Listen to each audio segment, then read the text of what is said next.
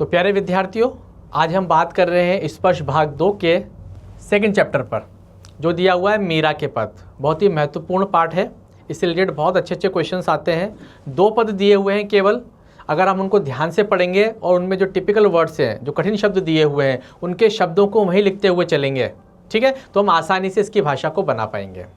मीराबाई के बारे में हम जानते ही हैं, मीराबाई श्री कृष्ण की सेविका हैं, दासी हैं और उनकी सखी भी हैं। अलग अलग उनके भाव हैं कृष्ण के प्रति। कृष्ण उनके आराध्य हैं, बचपन से उन्होंने केवल कृष्ण को ही जाना है, कृष्ण की आराधना की है। वो कृष्ण प्रिया हैं, कृष्ण की सेवा करना चाहती हैं, कृष्ण की प्राप्ति करना चाहती हैं। इसी उद्देश्य को लेकर के उन्होंने अपने जीवन काल में जो पद लिखे हैं, वो पद, उनमें से 2 पद आपको दिए गए हैं, जिनका नाम है मीरा के पद। 2 पद पढ़ेंगे, चलिए शुरू करते हैं। अब हम इसमें पढ़ेंगे 2 महत्वपूर्ण चीज़ें। एक तो हम पढ़ेंगे विस्तृत व्याख्या, यानी कि जो पद दिया हुआ है उसमें जो कठिन शब्द हैं उनका अर्थ निकालते हुए हम अपनी भाषा बनाएंगे और उनकी व्याख्या करेंगे। दूसरा हम पढ़ेंगे प्रश्नोत्तर पर चर्चा। पिछले कई वर्षों में इस पाठ से संबंधित जो भी प्रश्न आए हैं, उनमें से 2-3 प्रश्न, 2-3-4 प्रश्न इस प्रकार से हमने लिए हैं आपको समझाने के लिए कि क्वेश्चन किस प्रकार से आता है, किस प्रकार से उसकी भाषा बनाई जाती है और शब्द सीमा का कैसे ध्यान रखते हैं। ठीक है, तो हम इन 2 बिंदुओं पर बात करेंगे।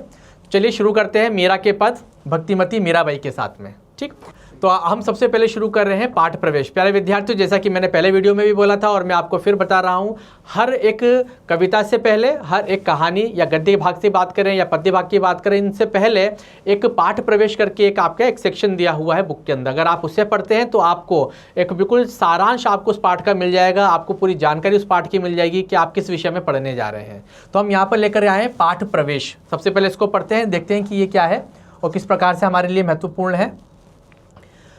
लोक कथाओं के अनुसार लोगों के द्वारा किसी क्षेत्र विशेष में सुनाई जाने वाली कथा यानी कहानियां। ठीक है, लोक कथाओं के अनुसार अपने जीवन में आए कठिन दुखों से मुक्ति पाने के लिए मीरा घर परिवार छोड़कर वृंदावन में जा बसी थी। मीराबाई शुरू से ही कृष्ण की भक्ति में लीन थी। जब उनके पति का देहांत हो गया तो उसके बाद उन्होंने घर छोड़ दिया और वो वृंदावन की ओर चली गई, कृष्ण प्रेम में लीन हो गई। इनकी रचनाओं में इनके आराध्य कृष्ण कहीं निर्गुण निराकार, निर्गुण यानी जिसमें कोई गुण ना हो, निराकार जिसका कोई आकार ना हो, मतलब मीराबाई के अलग अलग भाव है अपने आराध्य के प्रति।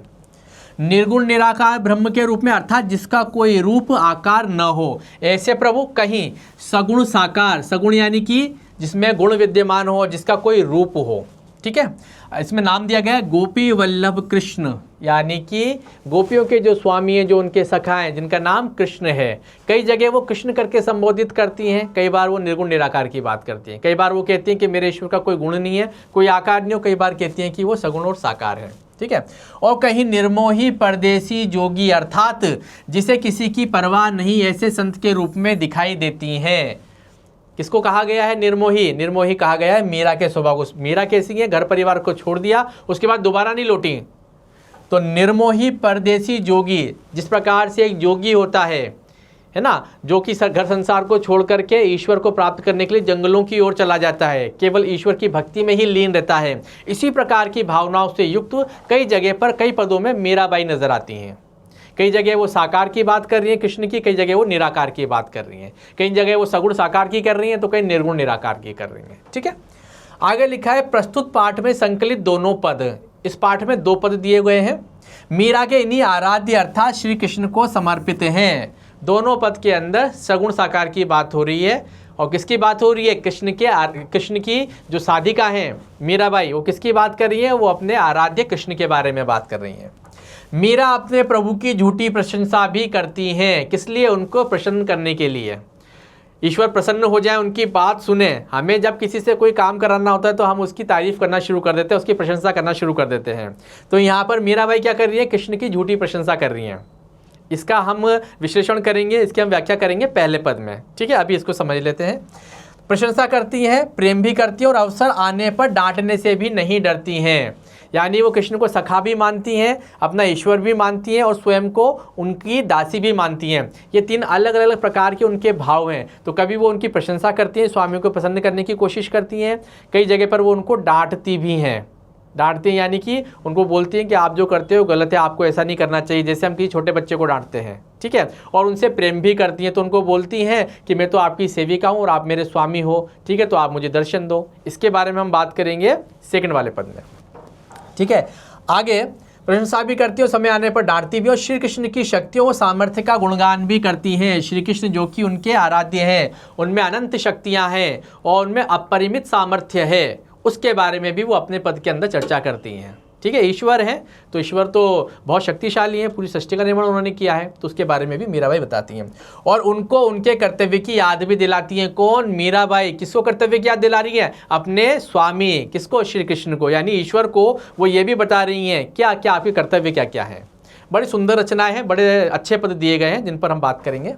तो ये पाठ प्रवेश आपको समझ में आया होगा, इनको ध्यान से पढ़ेंगे और इसमें जो इंपॉर्टेंट जो शब्द हैं उनको मैंने अंडरलाइन किया है, इंपॉर्टेंट लाइन्स जो है उनको अंडरलाइन किया है, इनको आप नोटिस करेंगे। आप जब भी वीडियो देखने को बैठे हैं तो उसमें सबसे महत्वपूर्ण चीज़ ये है कि आप अपने पास एक रफ नोटबुक रखें और एक पेन हाथ में रखें। जो भी पॉइंट आपको समझ में आ रहे हैं, अच्छे लग रहे हैं, उनको आप लिखते चलें, तो आपके शॉर्ट नोट्स भी तैयार हो जाएंगे। और हर चैप्टर का पाठ प्रवेश ज़रूर पढ़ें, जैसा कि अभी हमने पढ़ा है। अब हम आगे चलते हैं, देखते हैं आगे वाले पद में हम लोग क्या पढ़ने वाले हैं। भाषा मीराबाई की सरल और सामान्य ही, इसलिए समझने में ज़्यादा दिक्कत नहीं आती। इनकी विशेषता भी यही है कि ये अलग अलग स्थानों पर गई हैं तो अलग अलग स्थानों की भाषाएं भी समझती हैं। ठीक है, उन्हीं भाषाओं का इन्होंने प्रयोग किया है इस प्रकार से। आगे देखते हैं हम लोग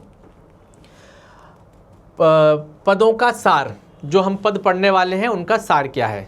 ठीक है, इन पदों में मीराबाई श्री कृष्ण का भक्तों के प्रति प्रेम और अपना श्री कृष्ण के प्रति भक्ति भाव वर्णन करती हैं। यानी जो हम पद पढ़ने वाले हैं उसका मैं सार बता रहा हूँ आपको पहले कि उसमें हम पढ़ क्या रहे हैं, क्योंकि भाषा ऐसी एकदम से समझ में नहीं आती है। तो हम क्या करेंगे, पहले थोड़ा सा सार समझ लेंगे, पहले पद में क्या है, दूसरे पद में क्या, इस प्रकार से। तो यहाँ पे लिखा है मीराबाई श्री कृष्ण का भक्तों के प्रति प्रेम बताती हैं। श्री कृष्ण अपने भक्तों से कितना प्रेम करते हैं, हर जगह उनकी रक्षा सुरक्षा के लिए प्रकट हो जाते हैं। और दूसरा, कृष्ण के प्रति उनके मन का जो भाव है उसके बारे में वो चर्चा करती हैं। तो पहला पद जो दिया हुआ है देखिएगा जरा। पहले पद में मीरा श्री कृष्ण से कहती हैं कि जिस प्रकार आपने द्रौपदी, प्रहलाद और ऐरावत के दुखों को दूर किया था, ठीक है, उसी प्रकार आप हमारे यानी कि पूरे संसार के दुखों का भी हरण करो। जैसे आपने उनके दुख काटे थे, समस्या के समय पर आप उनकी सहायता के लिए आए थे, इसी प्रकार से ईश्वर आप हमारी सहायता के लिए भी आओ। ठीक है, पहला पद। दूसरे पद में मीरा श्री कृष्ण के दर्शन का एक भी मौका हाथ से जाने नहीं देना चाहती हैं, क्योंकि कृष्ण कौन है, उनके आराध्य हैं। वो अपने आराध्य से इतना प्रेम करती हैं मीराबाई कि वो चाहती है हमेशा मैं अपने आराध्य के दर्शन करते रहूं। तो उन्होंने एक रास्ता निकाल लिया, उन्होंने बोला हे ईश्वर आप मुझे अपना चाकर यानी कि अपनी दासी बना करके रख लो, अपना नौकर बना करके रख लो। अब नौकर की ड्यूटी क्या होती है, जहाँ जहाँ मालिक है वहाँ वहाँ नौकर है, वो जो आदेश करते हैं वो काम नौकर को करना पड़ता है, नौकर उनके साथ रहता है। ठीक है, तो यहाँ पर मीराबाई ने एक रास्ता निकाला कि हे ईश्वर आप तो मुझे अपना चाकर बना लो, अपनी दासी बना लो। ठीक है, तो यहाँ पर लिखा है हाथ से जाने देना नहीं चाहती, वह श्री कृष्ण की दासी बनने को तैयार है। दासी बन के करेंगी क्या, सेविका बन के करेंगी क्या। तो सुंदर शब्द लिखे हैं, बाग बगीचे लगाने को भी तैयार हैं, यानी कि आपका जो महल है उसको चारों ओर से मैं बाग बगीचे से सजाऊंगी, सुंदर सुंदर पुष्पों के वहाँ पर पौधे लगाऊंगी। ठीक है, अच्छे बगीचे बनाऊंगी। ठीक है, गली गली में श्री कृष्ण की लीलाओं का बखान भी करना चाहती हैं। आगे वो बोलती हैं हे ईश्वर अगर आप मुझे अपनी दासी बना करके रख लेंगे तो मैं क्या करूंगी, आपकी लीलाओं का, आपकी शक्ति का, आपके सामर्थ्य का गान आपके पूरे वृंदावन में करूंगी। आपके आसपास जितना भी क्षेत्र है उन सब लोगों को आपके सामर्थ्य के बारे में, शक्ति के बारे में बताऊंगी। ऊंचे ऊंचे महल भी बनाना चाहती हैं, वो चाहती हैं ईश्वर के जो ऊंचे ऊंचे महल हैं सुंदर, ठीक है, मैं उनका निर्माण कर सकूं, उनके रास्तों से होते हुए मैं कृष्ण तक पहुंच सकूं उनके दर्शन के लिए। बड़े सुंदर भाव प्रकट किए हैं। आगे लिखती है मीरा ने श्री कृष्ण के मनमोहक रूप का भी वर्णन किया है कि उनके जो सखा हैं, उनके जो आराध्य हैं वो कैसे हैं देखने में, मनमोहक, मन को मोह लेने वाले हैं। तो उनका सौंदर्य लावण्य कैसा है, वो दिखते कैसे हैं, जिसके कारण मीरा का चित्त आकर्षित हो गया अपने आराध्य कृष्ण के प्रति। तो उनका सौंदर्य कैसा है उसके बारे में भी वो बताती हैं। श्री कृष्ण के दर्शन के लिए इतनी व्याकुल हैं कि आधी रात को ही श्री कृष्ण को दर्शन देने के लिए बुला रही हैं। वो अपने कृष्ण से इतनी जल्दी मिलना चाहती हैं, वो अपने सखा से, अपने आराध्य से एक रूपता बनाना चाहती हैं। तो वो बता रही हैं कि हमें क्या करना है। ठीक है, उसके लिए वो चाहती हैं कि वो ईश्वर से जल्दी मिलें। तो वो आधी रात में भी ईश्वर को बुलाने के लिए, उनसे मिलने के लिए व्याकुल हैं। ठीक, आगे देखते हैं। अब हम ये शुरू करते हैं। पहला पद बड़ा इंटरेस्टिंग है, ध्यान से देखेंगे। छोटा सा पद है, महत्वपूर्ण पद है और कई उदाहरणों से भरा हुआ है। तो पहला पद दिया हुआ है, हरि आप हरो जनरी भीर। वही कंडीशन जो मैंने पहले बताया था। हम क्या करेंगे, यहाँ पर जो शब्द दिए हुए हैं, ठीक है, उनका अर्थ लिखेंगे उनके ऊपर। जैसे कि हमने लिखा हरि, इस हरि का मतलब हुआ भगवान। यहाँ पर भगवान कौन से, भगवान कृष्ण की बात कर रहे हैं स्पेशली, क्योंकि मीरा की बात चल रही है। भीर यानी कि संकट। अब जैसे मैंने यहाँ पर ये शब्द लिख दिए हैं, इसी प्रकार से आप अपनी पुस्तक में इस पद में जहाँ जहाँ टिपिकल वर्ड्स आपको लगते हैं आपके हिसाब से जो शब्दार्थ दिए हुए हैं आप उनको इस प्रकार से लिख लेंगे। फ़ायदा क्या होगा, इसकी भाषा बनने लगेगी। कैसे बनेगी देखिए, हरि आप हरो जनरी भीर। मीराबाई प्रस्तुत पद में कहती हैं कि एक कॉमन लाइन जो कि हर पद के साथ चलेगी। प्रस्तुत पद में मीराबाई कहती हैं हरि यानी कि ईश्वर, ईश्वर कौन से है, कृष्ण। आप हरो जनरी भीर, आप लोगों के संकट को हर लो। तो भाई ऐसे कैसे हर लो, भगवान कृष्ण ने, काल्पनिक रूप से अपन बात कर रहे हैं, भगवान ने पूछा भाई मैं क्यों संकट हरूं, तो उन्होंने बोला कि मेरे पास इतिहास में बहुत सारे ऐसे उदाहरण हैं जहां पर आपने अपने भक्तों के लिए अलग अलग रूप धारण किया है और संकट के समय पर उनकी सहायता की है। तो आप क्या करो, आप हरो जनरी भीर। तो हे ईश्वर, हे कृष्ण, आप हम लोगों की संकट को भी तो हर लो, हम लोगों की भीर यानी संकट को भी हर लो।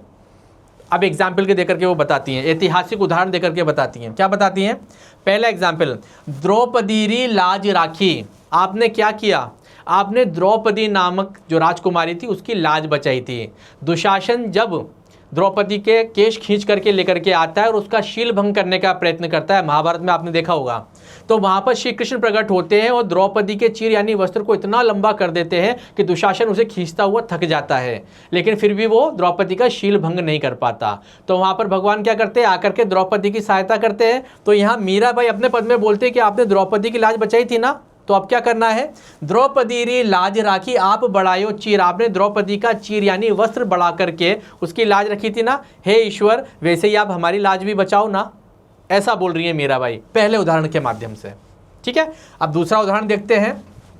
दूसरे उदाहरण में मीराबाई कहती है भगत कारण रूप नर हरि, यानी कि आपने अपने भक्त, कौन सा भक्त, प्रहलाद की रक्षा करने के लिए नर हरि, नर यानी कि मनुष्य, हरि यानी कि सिंह, एक ऐसे व्यक्ति का रूप धारण करा जो आधा मनुष्य था और आधा शेर था, यानी उसका जो चेहरा था वो शेर का था और नीचे का जो शरीर था, धड़ जो था वो मनुष्य का था। तो आपने ऐसा विचित्र रूप धारण कर लिया, किसके लिए, अपने भक्त के लिए। भगत कारण रूप नरहरि, आपने अपने भक्त के कारण, उसकी रक्षा के कारण नरहरि का रूप धारण कर लिया। नरहरि को साधारण शब्दों में बोलूं तो नरसिंह भगवान का रूप धारण कर लिया। धरियो आप शरीर, आपने अपने सुंदर शरीर का त्याग करके नरहरि यानी आधे पशु और आधे मनुष्य का रूप, भगवान नरसिंह का रूप धारण कर लिया। किसके लिए, अपने भक्त प्रहलाद के लिए। तो हे ईश्वर, जब हमारे ऊपर संकट आए तो आप ऐसा रूप धारण करके आओ ना, हमारी भी रक्षा करो ना। ये दूसरा उदाहरण दिया है। तीसरा उदाहरण देखते हैं। आगे मीराबाई बड़े कॉन्फिडेंस के साथ ईश्वर को बोलती है ऐतिहासिक तथ्य बताते हुए, क्या, बुढ़तो गजराज राखियो। बुढ़तो इसका मतलब होता है डूबता हुआ, गजराज यानी हाथियों का राजा, सबसे शक्तिशाली राजा। बुढ़तो गजराज राखियो, आपने ईश्वर क्या किया, आपने डूबते हुए हाथी की रक्षा करी। बुढ़तो गजराज राखियो, आपने डूबते हुए हाथी की रक्षा करी। काटी कुंजर पीर, और कुंजर यानी कि उस हाथी की पीर यानी संकट को काट दिया। हे ईश्वर, आपने क्या किया, बुढ़तो गजराज राखियो, आपने डूबते हुए हाथी की रक्षा करी और क्या करा, काटी यानी काट दी, क्या, कुंजर यानी हाथी की, पीर यानी कि पीड़ा को, आपने उस हाथी की पीड़ा को समाप्त कर दिया। कहानी ये कहती है एक हाथी था, बहुत बलवान था, जंगल में वो हाथियों का राजा था। वो स्नान करने के लिए तालाब में गया तो एक मगरमच्छ ने उसका पैर पकड़ लिया। वो घबराने लगा तो जितने साथी थे उसके साथ में, जितने हाथी थे उसके साथ में, वो सब उससे दूर हट गए। जब वो डूबने लगा तो उसने ईश्वर के आकाश की ओर देख करके चिंघाड़ा, तो ईश्वर उससे द्रवित होकर के खुद दौड़ करके आए और उन्होंने मगरमच्छ का वध करके एरावत नाम के उस हाथी का जो है प्राणों की रक्षा करी, उसके संकट को टाल दिया। तो इस ऐतिहासिक उदाहरण को देख करके मीराबाई बोल रही है कि जब आप हाथी की रक्षा के लिए चले गए ईश्वर, तो आप हमारी रक्षा के लिए भी आओ ना, ऐसा वो उदाहरण देती हैं। ठीक है, आगे देखते हैं। अंत में ये तीन उदाहरण देने के बाद में वो ईश्वर से प्रार्थना करती हैं, विनम्र हो जाती हैं और क्या बोलती हैं, दासी मीरा, मैं मीरा कौन हूँ, दासी हूँ आपकी। लाल गिरधर, हे गिरधर लाल, मैं आपकी दासी मीरा हूँ। ठीक है, हरो मारी भीर, तो आप मेरे संकट भी हरो ना, क्यों, क्योंकि मैं आपको अपना स्वामी मानती हूँ और स्वयं को आपकी दासी मानती हूँ। तो हे ईश्वर, जिस प्रकार से आपने द्रौपदी की लाज बचाई, जिस प्रकार से आपने अपने भक्त के कारण नरहरि का रूप धारण किया, जिस प्रकार से आपने हाथी जैसे जीव के प्राण बचाने के लिए भी आप धरती पर आ गए, प्रकट हो गए और उसके पीर यानी संकट को टाल दिया, तो हे ईश्वर, हे कृष्ण, मैं तो आपकी दासी हूँ और मेरा नाम है मीरा, तो आप मेरे संकट भी हरो ना, आप मेरे भीर यानी कि मेरे भारी संकट को हरो ना। ऐसा वो ईश्वर से प्रार्थना करती हैं। तो ये 3-4 उदाहरण दिए गए हैं, आप इनको याद रखें। आपको थोड़ा सा डिटेल में कहानी याद रहे इसलिए मैंने छोटी छोटी कहानी आपको बताई है, द्रौपदी से संबंधित। इसके बाद फिर नरहरि, ये प्रहलाद से संबंधित है ना। प्रहलाद की रक्षा करने के लिए भगवान ने नरहरि यानी कि नरसिंह का रूप धारण किया था। और यहाँ पर बुड़तो गजरा यानी डूबते हुए हाथी, जिसका नाम ऐरावत था, उसके प्राणों की रक्षा के लिए भी भगवान स्वयं आए थे। तो ऐसे उदाहरण दे करके मीराबाई ईश्वर से प्रार्थना करती है कि आप मेरी भी रक्षा कीजिए। निश्चित रूप से आप लोगों को ये पद समझ में आया होगा। इसमें जो कठिन शब्द दिए हुए हैं उनके शब्दार्थ लिखे और अपनी भाषा बनाएं, ठीक है। और इन उदाहरणों को ध्यान रखें, ये उदाहरण आपकी भाषा को बना देंगे सुंदर तरीके से। चलिए अब आगे बढ़ते हैं, नेक्स्ट देखते हैं हमारा नेक्स्ट कौन सा पद दिया हुआ है। निश्चित रूप से आपको ये समझ में आ ही गया होगा। अब आगे चलते हैं, तो अब हम दूसरा पद देख रहे हैं हमारा।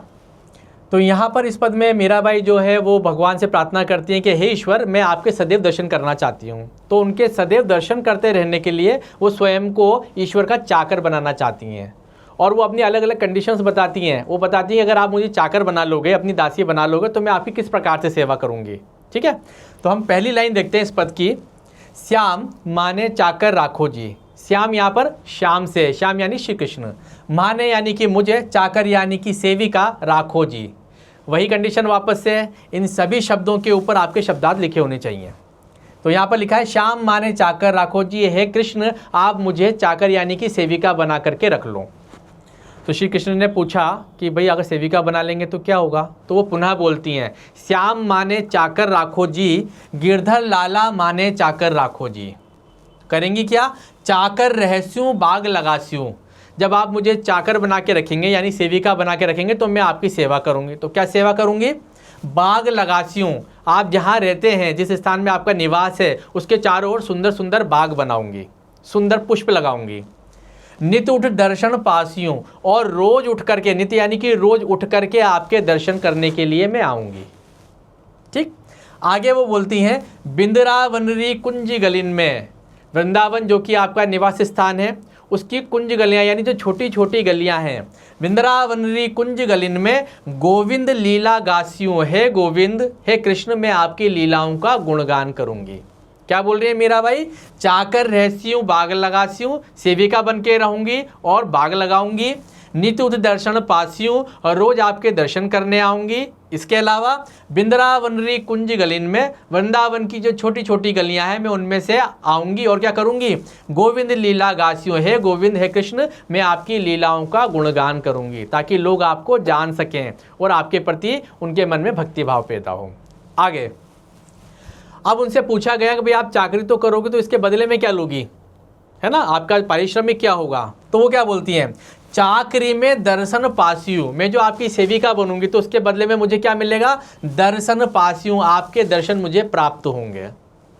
सुमरण पास्यू खर्ची, सुमरण यानी कि आपकी याद, आपके नाम का स्मरण, सतत आपका नाम मेरे हृदय में चलता रहेगा, जिसे मैं क्या करूंगी, खर्ची यानी कि खर्च करने के लिए मेरे पास आपका नाम होगा, मैं सदैव कृष्ण कृष्ण कृष्ण बोलती रहूंगी। आगे वो बोलती हैं, भाव भगति जागीरी पासियों, मुझे संपत्ति भी मिलेगी, कौन सी, आपके प्रति भक्ति का भाव मिलेगा, मुझे भक्ति मेरी आपके प्रति और प्रबल होगी, और आपकी भक्ति में मेरा जो भाव है वो डूब जाएगा, ठीक है, मैं का जो भाव है वो डूब जाएगा। तो कितनी सुंदर बात बोल रही है, भाव भगति जागीरी पासियों, मुझे संपत्ति मिलेगी, जागीर मिलेगी, कौन सी, भाव और भक्ति की। और तीनों बाता सरसी, ये जो तीनों लाभ मैंने बताए हैं कौन से, एक तो दर्शन प्राप्त होंगे, दर्शन करने आऊँगी, दूसरा सुमिरण मिलेगा, तीसरा आपकी भाव भक्ति रूपी मुझे जागीर मिलेगी। तीनों बाता सरसी, ये तीनों ही बातें, ये तीनों ही लाभ, सरसी यानी मुझे आनंद देने वाली हैं। कितनी सुंदर बात कही है, चाकरी में दर्शन पास्यूं, सुमरण पास्यूं खर्ची, भाव भगति जागीरी पास्यूं, और तीनों बाता सरसी, ये तीनों बातें मेरे लिए बड़ी आनंददायक हैं। आगे वो बोलती हैं, क्या बोल रही हैं, अब वो अपने आराध्य को प्रसन्न करने का प्रयास कर रही हैं। तो प्रसन्न करने का सबसे अच्छा माध्यम क्या होता है, आप अगर किसी को प्रसन्न करना चाहते हैं तो आप उसके स्वभाव का, आप उसके रूप लावण्य का प्रशंसा करते हैं, है ना। तो यहाँ पर मीराबाई भी वो कर रही हैं और बता रही है कृष्ण कैसे हैं। वो बोलती है, मोर मुगट पीतांबर सोहे, हे कृष्ण आपका स्वरूप कितना सुंदर है, आप मोर का मुकुट लगाते हैं, पीतांबर सोहे और पीले रंग के वस्त्रों को धारण करते हैं। गल वैजयंती माला, और अपनी प्रिय पुष्पों की माला, कौन सी? वैजयंती की माला आप अपने गले में धारण करते हैं। वृंदावन में धेनु चरावे, और श्री कृष्ण का सबसे प्रिय कार्य क्या है? वृंदावन में जितनी भी धेनु यानी कि गाय हैं वो उन सबको चराने जाते हैं। कहाँ पर? अपने सबसे पसंदीदा स्थान पर। कौन सा स्थान है उनका? यमुना जी के किनारे। तो क्या बोलती है मीराबाई? वृंदावन में धेनु चरावे, हे कृष्ण आप क्या करते हैं? आप वृंदावन में गायों को चराते हैं। मोहन मुरली वाला, और सदैव अपने पास मुरली रखते हैं। और आपकी छटा कैसी है? आपका रूप लावण्य कैसा है? आपका सौंदर्य कैसा है? मोहन यानी मोह लेने वाला, आपके पास मुरली सदैव रहती है, और आपका रूप लावण्य कैसा है? मोहने वाला है। तो कितनी सुंदर बात की है कृष्ण। आप मोर मुकुट पहनते हैं, पीतांबर यानी पीले रंग के वस्त्र धारण करते हैं, गले में आपके वैजयंती पुष्पों की माला है। इसके अलावा आप काम क्या करते हैं? आप वृंदावन की धेनु यानी गायों को चराते हैं। और कैसे हैं देखने में? मोहन, मन को मोह लेने वाले, और सदैव अपने पास मुरली रखते हैं। आपकी मुरली की धुन मोह लेने वाली है, आपका सौंदर्य मोह लेने वाला है। इस प्रकार से मीराबाई श्री कृष्ण की प्रशंसा कर रही हैं। आगे देखते हैं। ऊंचा ऊंचा महल बनाओ, बिच बिच राखूं बारी। मैं क्या करूंगी? ऊंचे ऊंचे महलों का जो आपने निर्माण किया हुआ है, ठीक है, बिच बिच राखूं बारी, और उनके बीच बीच में जो स्थान है। सांवरियारा दर्शन पासियों, आपके बड़े बड़े महलों के आसपास जो छोटी छोटा गलियां हैं, जो स्थान है, वहां से होती हुई मैं आऊँगी। किसके लिए? सांवरियारा दर्शन पासियों, हे सांवरिया, हे कृष्ण, मैं आपके दर्शन करने के लिए उन छोटे छोटे रास्तों से आऊँगी। और जब आऊँगी तो क्या करूँगी? पहर कुसुम्बी साड़ी, मैं आऊँगी कैसे? मैं सुंदर तैयार होकर के आऊँगी। कुसुम्बी साड़ी, सुंदर पुष्पों से अलंकृत मैं साड़ी धारण करूंगी, यानी कि जब मैं आपके दर्शन करने के लिए आऊँगी तो मैं बहुत सुंदर श्रृंगार करके आऊँगी। कैसे आऊँगी? ऊंचा ऊंचा महल बनाओ, आपके ऊंचे ऊंचे जो महल हैं, बिच बिच राखूं बारी, उनके आसपास जो स्थान है उनसे होती हुई मैं सांवरियारा दर्शन करने यानी श्री कृष्ण का दर्शन करने आऊँगी। और कैसे आऊँगी? पहर कुसुम्बी साड़ी, बहुत सुंदर साड़ी में धारण करूँगी। आगे वो बोलती हैं, जब वो प्रार्थना करते हुए बहुत अधीर हो जाती हैं, बहुत व्याकुल हो जाती हैं, तो वो श्री कृष्ण से प्रार्थना करते हुए बोलती हैं क्या? आधी रात प्रभु दर्शन दीजिए, हे ईश्वर कृष्ण आप मुझे आधी रात को दर्शन दीजिए। क्यों? क्योंकि आधी रात्रि के समय प्रकृति बिल्कुल शांत होती है, ठीक है। तो आधी रात प्रभु दर्शन दीजिए जमुना जी के तीरा, हे ईश्वर जब आप मुझे दर्शन देंगे तो कहाँ देंगे? आपका जो वृंदावन का सबसे प्रिय स्थान है, और वो कौन सा है? जमुना जी के तीरा, यमुना नदी के किनारे, जो कि आपका विशेष स्थान है, आपका प्रिय स्थान है। आप उस स्थान पर हे कृष्ण मुझे आधी रात के समय दर्शन दीजिए। आधी रात को क्यों? क्योंकि उस समय बिल्कुल शांत होता है, एकांत होता है। मीरा रा प्रभु गिरधर नागर, आगे प्रार्थना करते हुए कहती हैं कि हे गिरधर आप मीरा के आराध्य हैं। मीरा रा प्रभु गिरधर नागर, आप मीरा के प्रभु हैं गिरधर नागर, ठीक है। हिवड़ो घड़ो अंधेरा, मेरे हृदय बहुत अधीर हो रहा है। हिवड़ो यानी हृदय, अधीरा यानी कि अधीर हो रहा है। किस लिए? हे कृष्ण आपके दर्शन करने के लिए। तो मीराबाई ने बड़ा सुंदर भाव बोला है, हे ईश्वर आप आधी रात के समय आइए और अपने पसंदीदा स्थान पर आइए जो आपको बहुत प्रिय है। कौन सा? यमुना जी के किनारा। और क्यों आइए? क्योंकि मैं आपकी दासी हूँ और आप गिरधर लाल हैं, आप स्वामी हैं मेरे, और मेरा हृदय आपके दर्शन करने के लिए बहुत अधीर हो रहा है। तो इस पद के अंदर बड़े सुंदर भाव दिए गए हैं, अलग अलग भाव प्रस्तुत किए गए हैं। एक जगह चाकर बनना चाहती हैं, चाकरी के बदले में, सेवक के बदले में, सेविकाई के बदले में वो क्या लेना चाहती हैं इसके बारे में बताती हैं। इसके बाद फिर वो उनका रूप श्रृंगार का वर्णन करती हैं, मोर मुकुट पीताम्बर सो है, और फिर अंत में उनसे प्रार्थना करती हैं कि हे ईश्वर आप मुझे दर्शन दो। तो इस प्रकार से हमारा ये पद पूरा होता है, ठीक है। अब इसके आगे देखते हैं। अब इसके आगे हमने लिए हुए यहाँ पे कुछ महत्वपूर्ण प्रश्न, ऐसे प्रश्न जो पिछली कई परीक्षाओं में आए हैं, तो उनका स्वभाव कैसा होता है, यानी वो किस भाषा में आते हैं, किस तरह से लिखे जाते हैं, शब्द सीमा क्या होती है, उस पर बात कर रहे हैं। तो यहाँ पर पहला क्वेश्चन है, मीराबाई की भाषा शैली पर प्रकाश डालिए। जब भी कोई कवि आएगा तो भाषा शैली, उनकी भाषा कैसी है, इस प्रकार में जरूर बात होगी। भाषा शैली की बात होगी, कला पक्ष भाव पक्ष की बात होगी। कला पक्ष और भाव पक्ष का इंक्लूडेड रूप है भाषा शैली, ठीक है। तो इसमें लिखा है मीरा के काव्य का कला पक्ष भी उनके भाव पक्ष की तरह सबल है, यानी कि दोनों प्रकार की क्वालिटीज उनके अंदर मिलती है। लिखा भी अच्छा गया है और इमोशंस भी अच्छे हैं। उन्होंने अपने पदों में मुख्य रूप से ब्रजभाषा का प्रयोग किया है, ब्रज में वो लंबे समय तक रही तो वहाँ की भाषा का मुख्य रूप से प्रयोग किया है। इसके अलावा इसमें पंजाबी, राजस्थानी, गुजराती भाषा के शब्दों की भी बहुलता है, क्योंकि मीराबाई राजस्थान से चली और पैदल पैदल यात्रा करती हुई वो गुजरात के द्वारिकाधीश मंदिर में चली गई, वहाँ तक चली गई, तो उनकी भाषा में गुजराती के शब्द भी आ गए, राजस्थानी के शब्द भी आ गए, और ब्रज भाषा तो मुख्य रूप से थी ही सही। इसके अलावा दूसरी विशेषता क्या है, भाषा सरल, सहज, बोधगम्य है, यानी बड़ी आसानी से समझ में आ जाने वाली भाषा है। ठीक, कवित्री ने शब्दों को भावों के अनुरूप ढालकर प्रयोग किया है, जो उनके इमोशंस थे वैसे ही भावों को, वैसे ही इमोशंस को एक्सप्लेन करने के लिए उन्होंने उसी प्रकार के शब्दों को चूज किया है, उसी प्रकार के शब्दों का उन्होंने प्रयोग किया है। इसके अलावा अलंकारों का स्वाभाविक प्रयोग हुआ है, यानी कि उन्होंने अपनी भाषा को, सौंदर्य को सजाने के लिए, अपने भाषा के सौंदर्य को निखारने के लिए अनावश्यक रूप से किसी अलंकार का प्रयोग नहीं किया है, जो स्वाभाविक आ गया वो आ गया।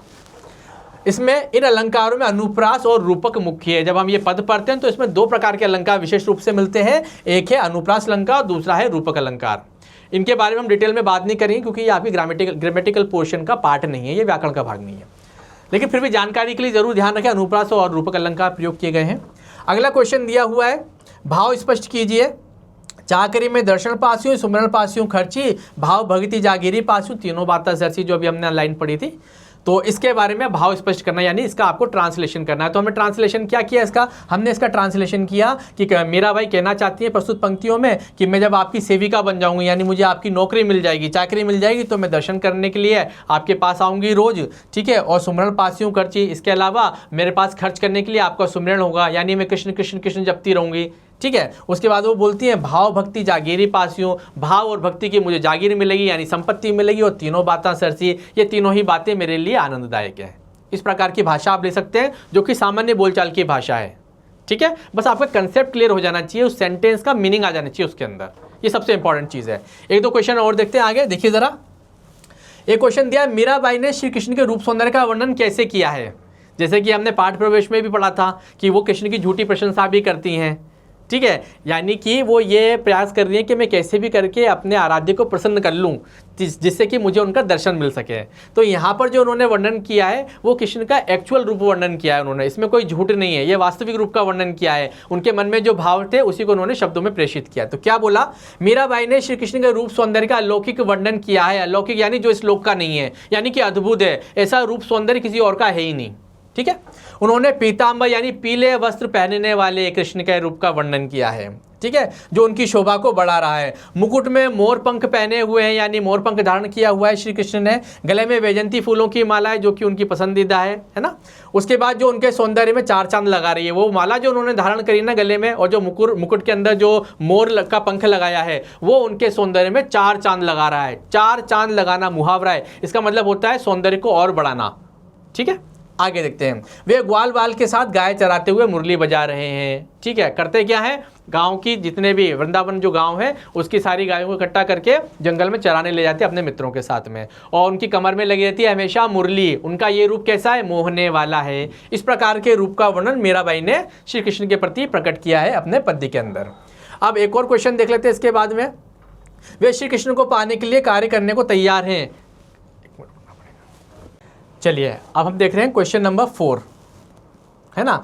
इसमें लिखा है वे कृष्ण को पाने के लिए क्या क्या कार्य करने को तैयार हैं, यानी कि मीराबाई अपने आराध्य श्री कृष्ण को प्राप्त करने के लिए कौन कौन से काम करना चाहती हैं। बिल्कुल सिंपल सा क्वेश्चन है। तो इसमें लिखा है मीराबाई कृष्ण को पाने के लिए उनकी चाकर यानी कि नौकर बनने को तैयार है, वो उनकी दासी भी बनना चाहती हैं, ठीक है, अर्थात उनकी सेवा करना चाहती हैं। वे उनके लिए बाग लगाकर माली बनने को भी तैयार हैं। वो बोलती है ना, बाग लगाऊंगी, सुंदर सजाऊंगी महल को, अच्छे अच्छे पुष्प लगाऊंगी मैं। उसके बाद अर्धरात्रि में यमुना तट पर कृष्ण से मिलने व वृंदावन की कुंज गलियों में घूम घूम कर गोविंद की लीला का गुणगान करने को भी तैयार हैं। वो बोलती हैं कि मैं श्री कृष्ण की लीलाओं का गुणगान करूंगी, कहाँ, वृंदावन में। लोगों को बताऊंगी कि कृष्ण कैसे है, उनका रूप लावण्य कैसा है, वो कितने शक्तिशाली हैं, उनका सामर्थ्य कैसा है। तो इस प्रकार की लीलाओं का मैं गुणगान करूंगी, उनकी मधुर लीलाओं का मैं गुणगान करूंगी।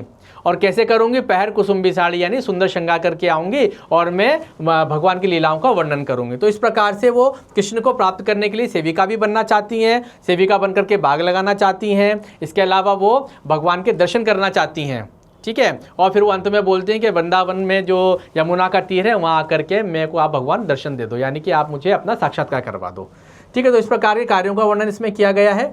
तो निश्चित रूप से आपको समझ में आ ही गया होगा किस प्रकार के क्वेश्चंस आएंगे, उनको हम किस प्रकार से कंप्लीट कर सकते हैं। आज हमने इस चैप्टर में देखा मीराबाई के पद के अंदर, जिसमें उनके 2 पद दिए हुए थे, उनके बारे में हमने जानकारी प्राप्त करी, उनकी व्याख्या करी, उनका विश्लेषण किया। तो प्यारे बच्चों, जब भी आप इस वीडियो को देखने के लिए बैठेंगे तो साथ में अपने एक रफ कॉपी रखिए और एक पेन रखिए, और जो इंपॉर्टेंट टॉपिक्स पर जो हमने बात की, जो पॉइंट्स बताए, जो फैक्ट्स बताए हैं, जो शब्दार्थ पर चर्चा की है या जो भाषा बोली गई है, उसको अपने शब्दों में लिखने का प्रयास करें। तो उससे अच्छी आपकी तैयारी होगी और आपके छोटे से नोट्स तैयार हो जाएंगे। तो आपके पास एक छोटा सा रिव्यू होगा। ठीक है, तो हमने विस्तृत व्याख्या भी करी और प्रश्नोत्तर पर चर्चा भी करी। इस वीडियो को हम समाप्त करें उससे पहले प्यारे विद्यार्थियों, आप लोगों के लिए एक महत्वपूर्ण जानकारी है, और वो जानकारी ये है कि YouTube पर हाई प्रोफाइल नाम का एक नया चैनल लॉन्च हुआ है, जिसमें 9th और 10th क्लास के लिए बहुत ही बेनिफिशियल और बहुत ही ऑथेंटिक इन्फॉर्मेशन दी गई है। ये इन्फॉर्मेशन बहुत ही अट्रैक्टिव वे में दी गई है। इसमें आपके सब्जेक्ट से रिलेटेड अलग अलग वीडियोस हैं जो आपको ज़रूर देखने चाहिए। इसमें आपके करियर काउंसलिंग से रिलेटेड, आपके बिहेवियर काउंसलिंग से रिलेटेड और साइकोलॉजिकल काउंसलिंग से रिलेटेड भी अच्छे वीडियोस दिए गए हैं। इसके अलावा जीके यानी जनरल नॉलेज और करंट अफेयर्स यानी समसामयिक के बारे में भी बहुत अच्छे वीडियोस इसमें अवेलेबल हैं। ये चैनल केवल विद्यार्थियों के लिए ही नहीं है बल्कि उनके पेरेंट्स के लिए भी है, क्योंकि इसमें पेरेंट्स गाइडिंग से रिलेटेड भी कई सारे वीडियोस अवेलेबल हैं, जिनको देख करके पेरेंट्स समझ सकते हैं कि हमें अपने बच्चों के नेचर बिहेवियर को कैसे समझना चाहिए और उनके साथ किस प्रकार का व्यवहार करना चाहिए, उन्हें किस प्रकार से मोटिवेट करना चाहिए। तो प्यारे विद्यार्थियों, इस चैनल को ज़रूर देखें, इस वीडियो को लाइक करें, शेयर करें और ये जानकारी सब तक पहुँचाएँ। अब हम मिलेंगे इसके साथ ही अगले वीडियो में, तब तक के लिए धन्यवाद।